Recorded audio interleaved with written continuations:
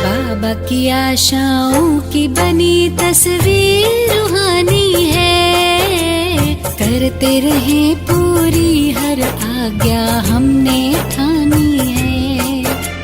बाबा की आशाओं की बनी तस्वीर रूहानी है, करते रहे पूरी हर आज्ञा हमने ठानी है। बड़ों के आशीषों की ये तो मेहरबानी है, मीठे सुरों की बनी सरगम सबको सुनानी है। बाबा ने भी शुरू में सजाए इस प्रकार की प्रयोग करके देखा था। मुझे बाबा का वो प्रयोग अभी भी याद है कि दादियां जो है, क्योंकि आप जानते हैं बाबा दादियां सबकी मातृभाषा तो हिंदी नहीं थी, सबकी मातृभाषा सिंधी थी, परंतु सिंधी बोलना व्यवहार में आना लाना करने के बदले में हिंदी हो जाए, उसके कारण बाबा ने कंपलसरी कर दिया सारे यज्ञ में उस टाइम पर कि सबको हिंदी में ही बोलना है। एक भाषा के बारे में आपको बताता हूँ। और बाबा ने इसके ऊपर सजा कर दिया कि अगर कोई गलती से भी सिंधी में बोलता है तो उस दिन उसको पापड़ नहीं मिलेगा। सिंधी लोगों को पापड़ बहुत प्यारा लगता है। पापड़ को कहते हैं कि ब्लॉटिंग समान समझते, पेट में जो खाना खाया ऊपर तेल गया होगा, वो तेल जो है ना वो ब्लॉटिंग के रूप में पापड़ चूस लेगा। तो बाबा सजा देता था कि अच्छा तुमने सिंधी बोला, ठीक है, अभी आज का पापड़ तुमको नहीं मिलेगा। ऐसा बाबा ने भाषा के ऊपर अटेंशन दिलवा करके सबके। और इसलिए आज देखेंगे हमारे पास तो बॉम्बे में बहुत सी दादियां थी पहले, आज तो एक भी दादियां बॉम्बे में नहीं रही है। हमारी दादी ब्रिजेंद्रा, पुष्पशांता दादी, आत्ममोहिनी दादी, शैलेंद्रा दादी आदि आदि पुरानी जो दादियां थी, उनको आप देखिए, वो जब आपस में मिलती थी, मैंने कभी भी उनके मुख से सिंधी भाषा में बात करते हुए नहीं देखा। इतना भाषा के ऊपर इन्होंने कंट्रोल कर लिया था कि अपनी मातृभाषा को भूल करके, छोड़ करके अपनी हिंदी भाषा में ही अपना कारोबार होना चाहिए। और हम लोग क्या करते हैं, हम लोग इतना जागरूक है। एक भाषा के बारे में एक प्रश्न पूछ रहा हूँ, हम लोग जागरूक है। आपस में मिलेंगे, गुजराती होंगे तो गुजराती में आपस में बातचीत शुरू करेंगे, मराठी होगा तो मराठी भाषा में, यहाँ पंजाबी होगा तो पंजाबी। इस प्रकार से हम लोग अपने भाषा का जो हमारे साथ जन्म से जो संबंध लगा हुआ था उसको हम भूल नहीं पाते हैं। इसके बारे में हम इतना कॉन्शियस नहीं है कि हमें बाबा की ही भाषा बोलनी है। हमारे विदेश के भाई बहन देखिए, विदेश के बहन भाई कई हिंदी भाषा सीख रहे हैं, कहीं सीख रहे हैं। हमारी डिनीश बहन आदि जो भी है वो हिंदी भाषा है, मोरिन बहन है, वो सब सीख रहे हैं। इसलिए सीख रहे हैं कि हमको बाबा की भाषा सीखने से बाबा जिस भाषा में बोल रहे हैं, जिस शब्दों में बोल रहे हैं, उसको अच्छी रीत से समझ पाए। और हमारे यहाँ क्या होता है, आज भी हमारे पास सेंटरों के ऊपर जो है लोकल भाषाओं में भाषांतर करके देना पड़ता है। एक साधारण बात है, बाबा ने क्या किया, सभी सिंधी बहनों का सिंधी भाषा से उनका ममत्व छुड़ाया और हिंदी भाषा के ऊपर अटेंशन दिलवाया। और उसके लिए छोटी सी सजा भी रखी कि तुमने सिंधी में बोला, आज तुमको पापड़ नहीं मिलेगा। संबंध की जो भाषा जो है, आज भी हम परिवार में रहते हैं, पर संबंधों की भाषा जो है, संबंधों के कारण, संबंधों के आधार पर हमारा जो जीवन व्यवहार जो होता है, 83वें जन्म का हमारा हिसाब किताब अभी भी रहता है। घरों में रहते हैं तो हमारे संबंधों में, हमारे व्यवहार में, हमारे वो संबंधों की भाषा जरूर आती है।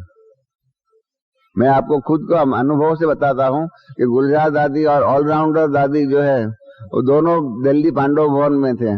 मैंने उसके पहले गुरुद्वारा रोड आदि में रहते थे। तो हमको कभी भी ये समझ में नहीं आया, मालूम नहीं पड़ा कि ये दोनों माँ बेटी है। फिर एक बार सीरियल दादी ने हमको कहा कि ये दोनों माँ बेटी है, तब हमको मालूम पड़ा। और इतना मतलब उस प्रकार से व्यवहार होता था 84वें जन्म के आधार पर कि 83वें जन्म के संबंध आदि की जो भी भाषणाएं जो है इनके जीवन से नहीं आती थी।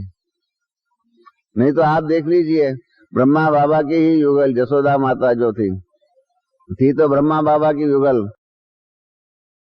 ज्ञान मिला उसके पहले घर का सारा कारोबार जो है बाबा की युगल होने के नाते से सारा ही युगल के रूप में कारोबार उनके हाथ में था।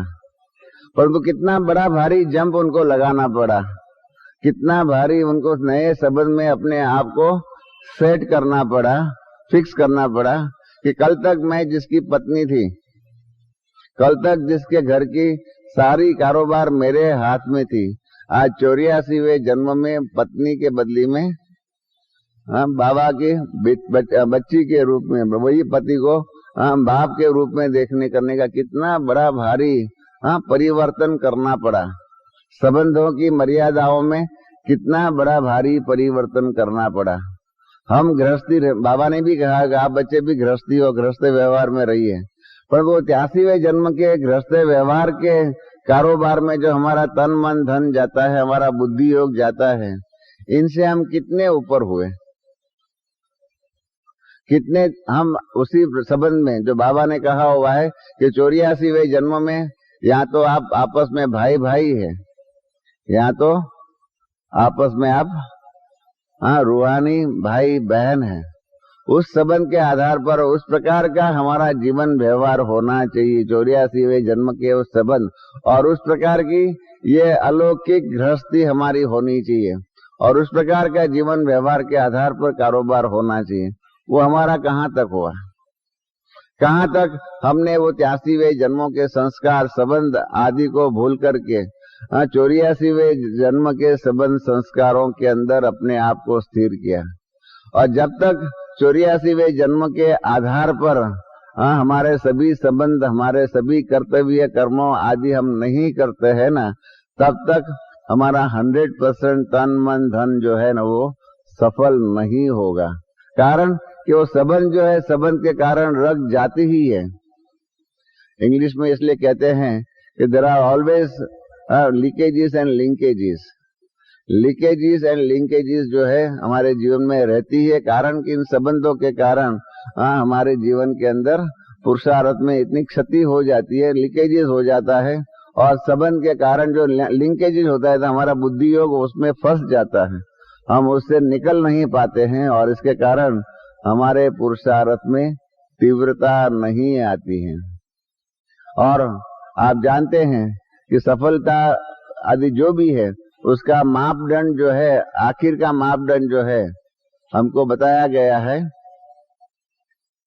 बाबा ने प्रश्न पत्र हम बच्चों के सामने पहले से ही खोल के रखा हुआ है कि अंतिम परीक्षा में आपके पास 2 ही प्रश्न आने वाले हैं, नष्टो मोहा और स्मृति लब्ध्वा।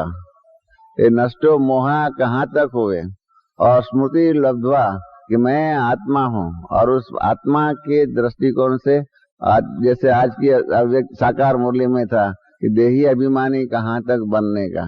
जब तक हम देह अभिमानी बनकर के कर्तव्य करते हैं तब तक हमारा सफल समय आदि सफल कैसे होगा, क्योंकि देह के बंधन में बंधे हुए हैं। देह के बंधन में जब हम बंधे हुए हैं तो फिर देह के बंधनों के कारण उसके कारण हमारे जो भी कर्तव्य होते हैं उसके अंदर हमको कुछ न कुछ लगाव और खिंचाव रहेगा, वो हकीकत है, और इसलिए उनसे ऊपर हम नहीं जा सकते हैं। इसलिए मैंने शुरू में ही कहा कि हमारे 90% बहन भाई जो है वो वर्तमान के जो भी बातें जो है, वर्तमान के जो 83वें जन्म के जो भी संबंध है आदि जो भी है, उसको हम कहते हैं कि ये तो हमारी फर्ज है, हमारी फर्ज है, फर्ज है।